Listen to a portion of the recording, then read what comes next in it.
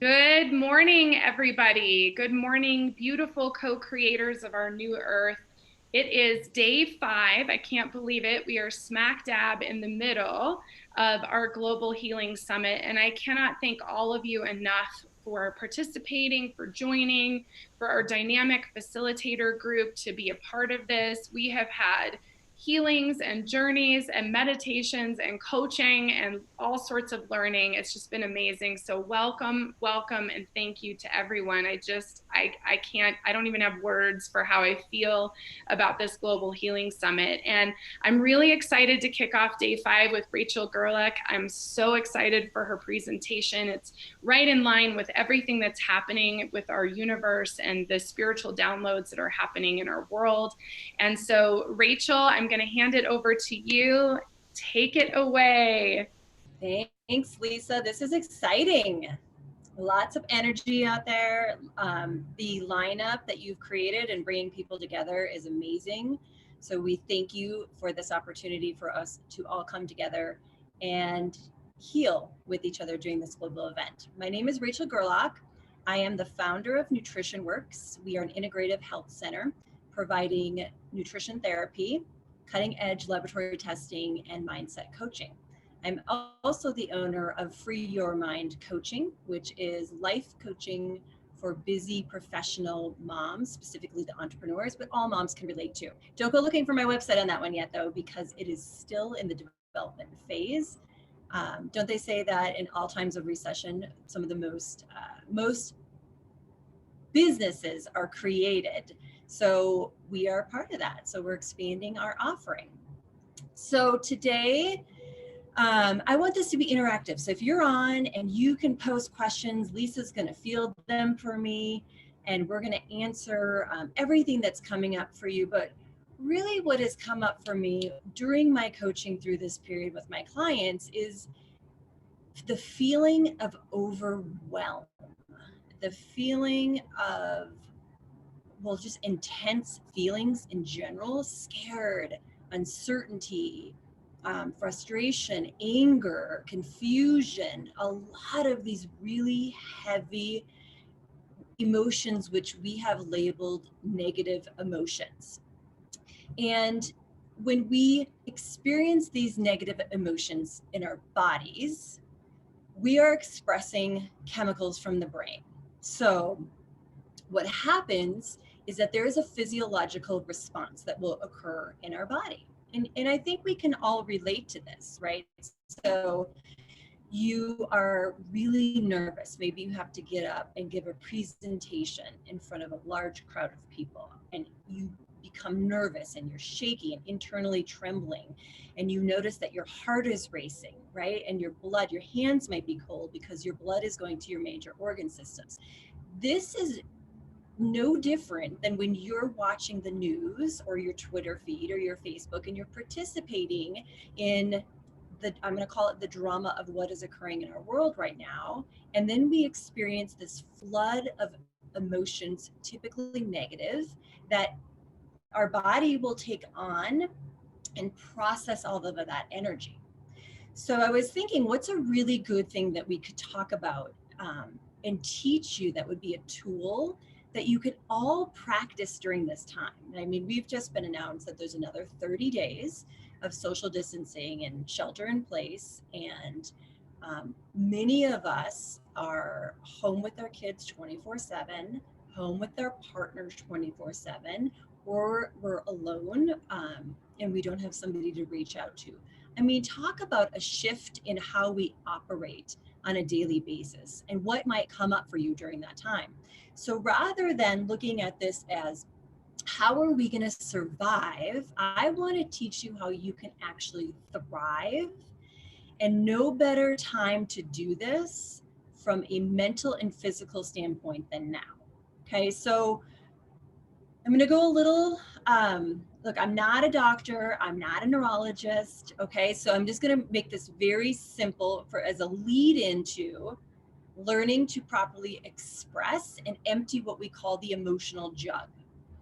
So when we have a thought in our brains, right, there's a science out there called psychoneuroimmunology. And it is the science that when we continually think a thought process in our brains, for example, my mom has cancer, my grandma had cancer, my aunts have cancer, right? And if we continually fixate on that thought process and we create this belief system that, of course, I'm going to have cancer, what happens is that we can express our genetic DNA. And then, right, the probability of cancer, I can't tell you what the probability is, but you're going to increase your probability of expressing those genes and expressing that disease. So the same holds true when we're talking about our emotions. So when we are, I'm scared, I'm scared, I'm scared, I'm scared. What happens is your cortisol rises, your adrenaline increases, and then we have a whole cascade of physiological responses that will occur in the body, inflammation being one of them. What does that have to do with what I'm going to teach you? Here's what I'm saying is right now more than ever, we need to stay healthy. We need to stay strong.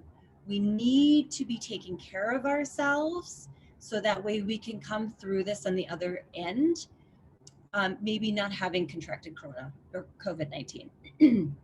And learning some amazing techniques about how to really regulate our bodies and our brains. So when this occurs, when we have these emotions that are coming up for us, right? What I have discovered with my clients is that there's no real way that they've been taught on how to express them healthfully. And so because I mean, think about this, right? You go to school at a very young age, you're taught, oh, don't do that, don't hurt Susie's feelings. You said that hurt his feelings, right? It's all about don't say that you like or dislike something. It's about holding it in, holding it in, holding it in. And what happens is you think about all that negative energy that's being held in, you're going to create some type of dis-ease within the body. So what's the tool, what's the technique or the system that you can use so that these emotions can flow out of you? And it's not that you're trying to ignore them. It's not that you're trying to live in Pollyanna life, that everything is happy and everything is going to be okay. And right, like sunshine, rainbows, butterflies, and unicorns. That's not what I'm saying. But what I'm saying is you're human. You're going to experience some pretty heavy emotions, positive and negative. Now, getting them out, coming in and getting them out and expressing them is going to be a key in your overall longevity in your health physically, mentally, and from a social standpoint with your relationships. So I'm going to share my screen with you. So this is called the emotional jug, and it's which I think is such an interesting term, but it's really how do you empty your emotional jug? So I need you to go visual with me here. Okay, so I'm going to share my screen, and it is literally an emotional jug. And you all get to see my email. Let's go ahead and just minimize that. Okay, here's what we're looking at. I'm going to move this chat. So this is your emotional jug. So I want you to think about this in your daily life, right? It's like this glass of water. It is pretty full. And you've all heard this analogy. But what happens is when you keep stuffing things into this jug, right? You keep pouring water into it. You keep putting your emotions into it. It's going to get bigger and bigger and bigger, and it's going to blow. It hasn't been released. It hasn't been processed. So think about holding the beach ball underwater as long as you can. After a while, however long that's going to take, you're going to be tired.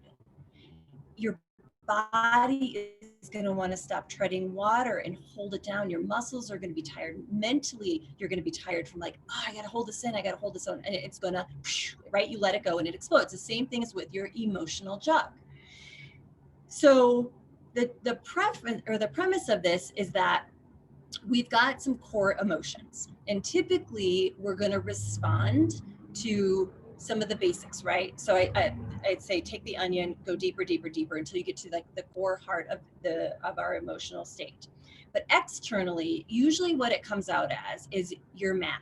Okay, so think of you and your partner, and you're home all day together now, and you're in each other's space, and you're trying to figure out now how to operate cohesively and as a team, but you've never done this before.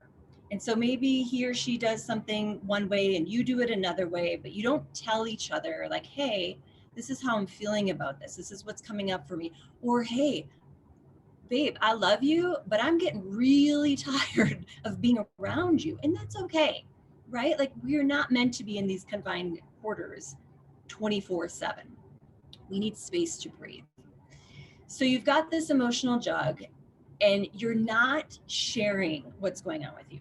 Maybe it's just that you're watching the news or you're really amped up about what's happening in the world and you're not even communicating that, right? You're trying to hold it all in, put on a good face for the kids maybe, or you don't want to respond to it. You don't want to put pressure on your partner because if you share that you're scared, it might make him responsible or her responsible.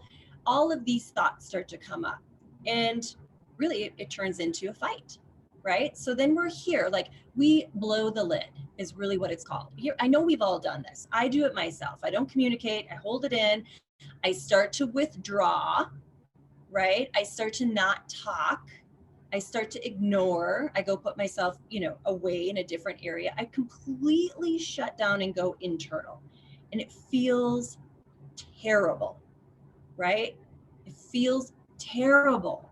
And then something benign will happen, right? Something very innocent will happen. And I lose it, right? We have a fight, we yell, we argue. And what comes out of it is it's not even the thing that was the quote unquote trigger, the benign little event, the way he spoke to you, the way he commented, the way that she responded with the kids. It's not even that. It's all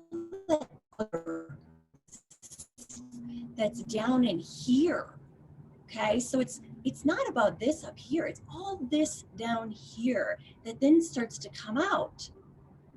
And what happens is the other person feels attacked, right? The feeling is like, I'm blindsided, I've been sucker punched here. What are you talking about?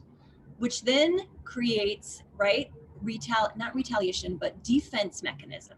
So if somebody is blind attacked, they don't know what's coming, you're losing it and you're just screaming at them and you're not even rational anymore. And then it's bringing up weeks worth of resentment or negative emotional feelings and actions. That person, of course, is going to respond by fighting back, right? It's our natural human mechanism. And then we get blaming. We're going to start ignoring each other. We create disconnect. And that doesn't feel good either. So talk about psychoneuroimmunology. Talk about how to really dampen or like calm our immune system. This is not it, right? This is like living in a hyper state of intense emotional feelings. So what I'm going to offer you is a different way of doing this. I'm going to offer you a way of connecting with your partner. And it could be your partner, it could be your kids, it could be your family, it could be your friends, anybody who has earned the right to hear your feelings, to hear your thoughts, and to be part of this process with you. Okay, so they've got to earn that right. Like, you're not going to go up to a stranger on the street and empty your emotional jug. You can, let me know how that goes, but that's not how I'm recommending. I'm recommending this so that way you can create communication within your social dynamic so that you can learn your emotions, that you understand them, you recognize when they're coming up, you understand your needs around them, what's going on for you, what do you need to ask for. You really develop vulnerability within your dynamic, your close dynamic of your social friendship or your relationships, and how you're perceiving things, right? So understanding like what's really at play here.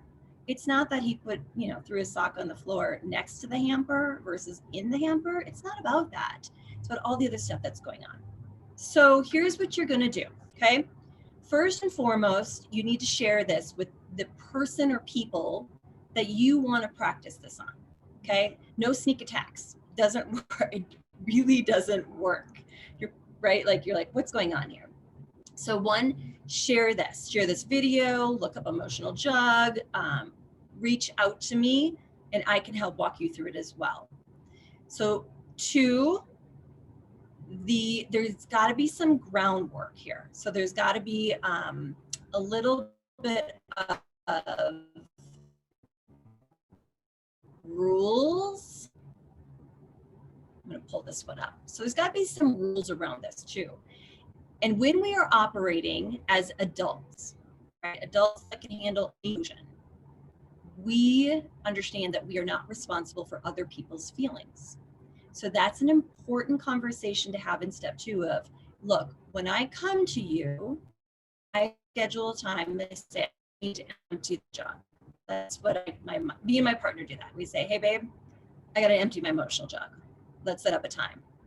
I'm getting some feedback that our internet connection is unstable. Lisa, can you let me know if everything looks okay on your end? So I'm going to keep going. What we need to communicate during step two is that I'm coming to you so that I can express, so I can take all this heaviness, all these emotions, all these thoughts.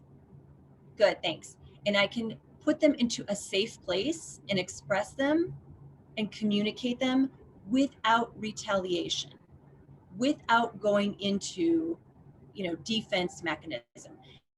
That you will hear them, the other person will hear them, they will hear you, they can have empathy for you, but they don't need to take them on as their own. It's a really important piece, and vice versa.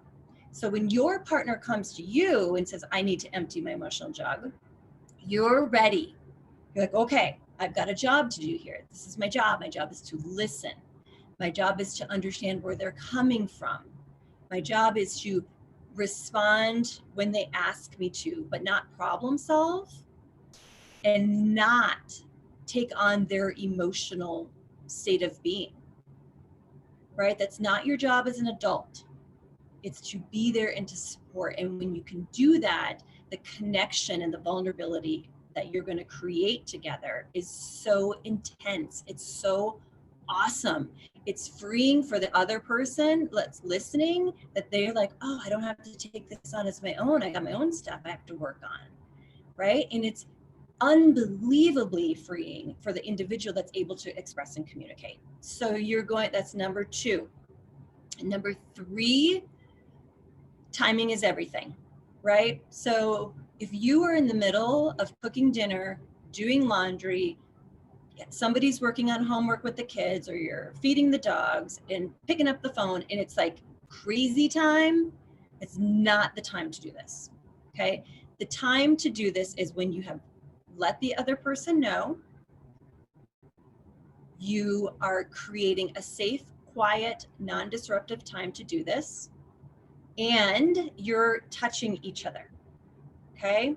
So making sure that you're holding hands, you're looking each other in the eye, your knees are touching, something of that nature, because it's really hard to want to be angry with somebody or put blame or go into all these like very victimized emotions when you're like holding and looking at the person that you care about and that you want to connect with. This is why you're doing this, so you can connect and so you can get this out so it's not affecting your physical health and well-being. So here's how the emotional jug starts, okay? You're going to lead in with mad. And the reason we say that is because that's the most easily identified emotion that most of us have.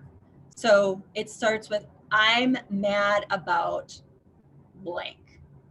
Okay, so I'm mad, we're going to do real time. I'm mad that that I can't open up my business. I'm mad, I'm gonna be careful with this, but I'm mad that I'm shelter in place. I want to be out there. I want to be playing. I want my clients to be coming into our office so I can see them and hug them. And like, I'm mad about all of that. So I would express that because that's the easiest one to get off, like, right, skimming the fat off the top, right? Like, get rid of that one first. Then we're going to start to go into some deeper emotions that aren't as clearly identified. So then you're scared. What are you scared about? What's really coming up for you? I'm sorry, sad. I totally skipped to 3. I'm sad. So I'm sad that I don't get to see my clients. I'm sad that I don't get to go out to the mountains and play in the woods. I'm sad I don't get to go see my friends. I'm sad that my kids are, right? Like, you just dump it out. And when I say dump it out, it's not like boom, boom, boom, pointing and blaming. It is like just opening the floodgates and letting it come out and letting the emotions pour out of you that have been stuck and shoved in there, creating all this cortisol and inflammation and cellular change within our bodies. Like, start to really dump it out. Then you move into scared. Okay. This is a really vulnerable one because most of us don't want to admit, we don't want to say, I'm scared about something. I'm scared. Like, I guess a lot of people could say this as entrepreneurs right now. You're scared your business isn't going to survive this. You're scared that somebody you know is going to contract the virus and not have a positive response and may pass. You're scared that your kids may get this. You're scared that your partner is going to get this. You're scared that you're going to get this, right? Like, we're going to talk about this. All the scares come out, like, right? That's the really yucky stuff. That's the stuff that kind of makes you shake and spin in your head.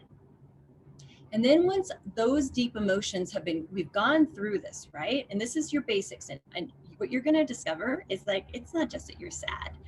Once you start, this is your template. And then once you start playing in it, everything else is going to start coming out. So it's not just scared and it's not just sad, but you're going to use this as your guideline to support and facilitate this because it's a skill set you're going to develop. Okay. So this is not something that we're born with. So prepare to get messy. It's not going to be perfect. You might be like, what's that sheet say again? What step are we on? But it's going to start to come out. So once we get all of that out, right, we're starting to pour the jug, everything is coming out. And then we look at the bottom and we see the hope because the pressure is off. You can't see the hope. You can't see the positive. And when you've got so much weight of the negativity on top of you, you really do. It's like looking for one individual sock, like at the very bottom of the sock drawer. You kind of have to go through everything. And then you're like, oh, sweet, there it is. That's awesome. I found it. That's how it is about being glad at the end. Because now there is possibility. Now you've taken everything that has been clogging your vision and you see that, oh, okay, I have another perspective here. And I'm really glad that I'm experiencing this in my life right now, right? I'm really glad that this is happening because I'm looking out my office window. And normally when I look out at the mountains, I see just this really thick layer of smog, like air pollution, like yellow, brown, infectious looking air. And I am looking out at these Mount Evans, Longs, right? I'm looking at our mountain peaks and it is perfectly clear. I'm so happy about that. I'm so happy that having the time with my business and reevaluating it during this has allowed me to create another business for another demographic of people that I know I can support and help. Like, there's so much goodness that comes of this. Next, you start to notice how your whole body, right, starts to relax. The cortisol starts to drop. The internal tremble is quieted. The spinning, the vortex, right, the spinning in your head, like trying to find these solutions and then finding only, that's dampened. and you start to see things in a different light. And you know what that does for your body? We are no longer expressing these genes that we've been so worried about. We're no longer creating inflammation in our body, which, by the way, reduces your immune system. So, of course, you're going to approach life a little bit differently. Of course, you're going to be stronger. So, if you do come into contact with this virus or another virus, or God knows what's going to come next, right? You've now got the tools to say, okay, I am consistently showing up for myself by learning my feelings and my emotions and expressing them healthfully and not being afraid to express them, to taking the pressure off and putting it over here, because you've got a system now that you can utilize on a daily if need be. I have a question. How do you keep it empty? It's easy to express myself, but I have such a hard time keeping my jug empty enough to not overflow. All the past pain never seems to go away. So I don't know that the point is to keep it empty, because you're a human being, right? Like this could be this could be something that you have to do multiple times a day, right? Because we're not, again, right? We're not just going here. This is wonderful. This feels good here. And we are all seeking that really in life. And you think about like why you're doing things, it's because you're seeking some type of positive emotion. And when you experience that positive emotion, you go get more of it. Ice cream, I want more of it, right? So a lot of my weight loss clients, they're like, ooh, I get this dopamine hit. I feel really good when I have the ice cream, or the sugar, or the whatever, the wine. It's not about just trying to be like, okay, let's dump this out so we can get to the positive. What it is like, what are you learning in each one of these steps? And how do you continually do this? So here's the thing is, so how do you do this, right? You're going to practice this on the daily. Is it ideal if you have somebody that you're expressing it to? Yes, right? Especially if that person is involved. But you can do this on your own. So if you notice throughout the day, right, that it's feeling heavier and heavier and heavier, and if you hear the word mom one more time, you are going to, you're going to lose it. You're going to blow it, right? That is such a great cue that you might need to go through this process several times throughout the day, especially now. You're with yourself a lot more. There's different distractions, but you have more time to like be in this, and everything's different. So keeping your jug empty, I don't think is realistic. Learning to empty it, to figure out your needs, to figure out your emotion, to soften the negativity to the goal is, because each one of these layers here is going to tell you so much information, right? So all the past pain never seems to go away. Right there, you're already saying to yourself, it's not going to go away. So I would ask you, what are you mad about? Like, why is that pain supposed to go away? Right? What if that pain is supposed to be with you? You've earned that pain. You've experienced that pain. The key is you don't have to respond to it, right? You get to empty this out and talk about that pain, and you're going to feel better. I'm glad I got it. Maybe it's just, I'm glad I got it out. But doesn't mean that you have to act upon that pain. It just means that it's like right next to you, right? A lot of people with anxiety experience this, and this is what I coach on with anxiety, is you know that you have anxiety, and you know it's part of your life. And no matter how much therapy you've done and EMDR and whatever your work is, prayer, meditation, it's still there, rather than trying to like fight it. This is what we're talking about, fight it and push it down and like, oh, it keeps affecting me. Oh, it keeps showing up. Oh, I respond this way. We get to just say, hey, you know what? This is part of me. It's here. I recognize it. I see you, but I don't have to respond to you. I don't have to give you my power, my attention. I don't have to give you anything. I just need to recognize that I'm a human being and I have that anxiety. I have that pain from the past. It's kind of like when you see like the toddler in the grocery store and they're on the floor and they're like full on temper tantrum, like are in it. Now, to respond to that, we could just casually observe and be like, huh, here's my kid losing his mind on the grocery store floor. That's it. So it could be visualized the same way. Look at that. There's my pain. It wants to have a temper tantrum on the grocery store floor. It wants to respond. I don't have to. I can just allow it to be there. So because I do mindset coaching, life coaching, I'm also a nutrition therapist. Part of this plays into like really how your overall state of being is going to be, right? So now you've got a technique and a tool that you can utilize on the daily with yourself, with others, to help the thought processes, right? Because think about that. Every time you have a thought up there, there is some chemical response that's going to happen within your body.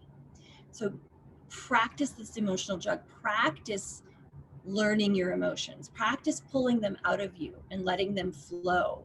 So we're not having this big beach ball bubble inside of our chest, or our heart, our belly, right? That keeps expanding, expanding, expanding.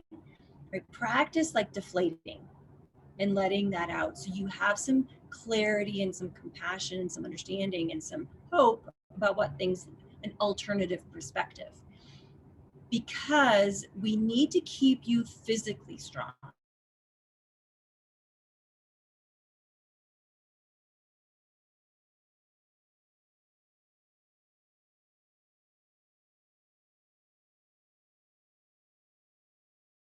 Proactive health, right? So that's like getting ahead of the game so you're not trying to figure it out when you're in it, because that gets really messy and complicated and it can feel big, right? So we're trying to get you ahead of the game.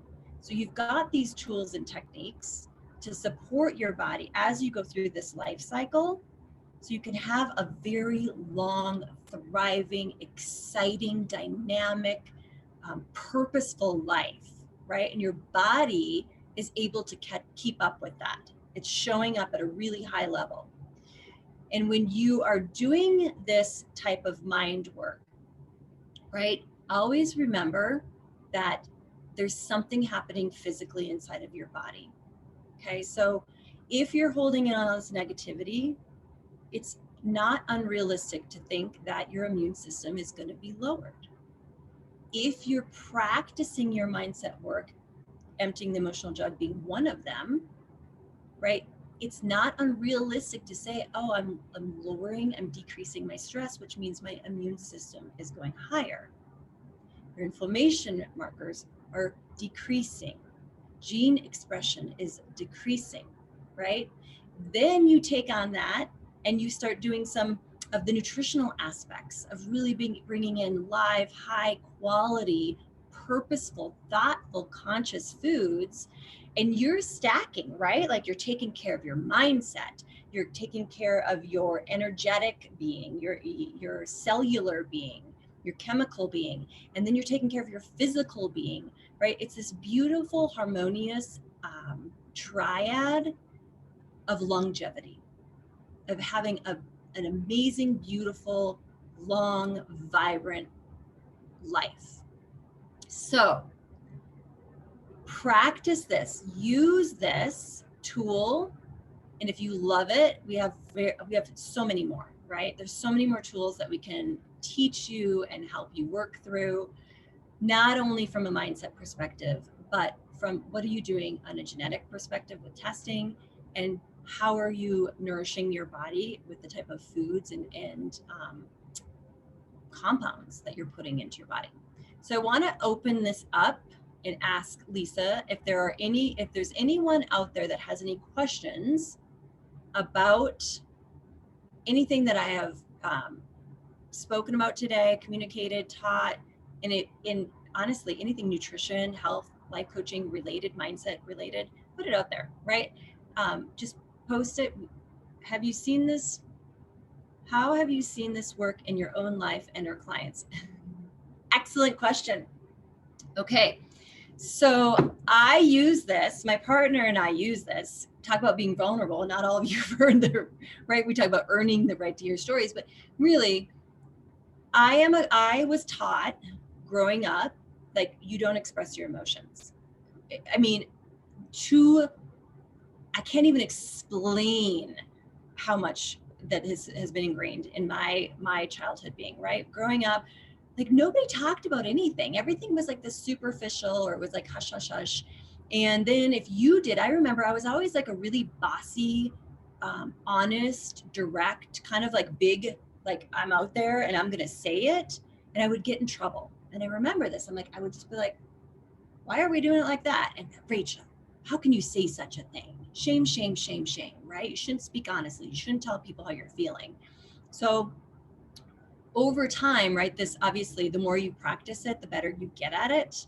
But I've become an expert at not sharing emotions until the last couple of years, where I realized, like, wow, this sucks. Like, something has to change. Like, I'm not doing well, right? Like, I don't even, I'm in this relationship and I feel anxious and nervous and shaky and uncertain, and mad, and always like finding proof of like why this person isn't good. And I was crazy.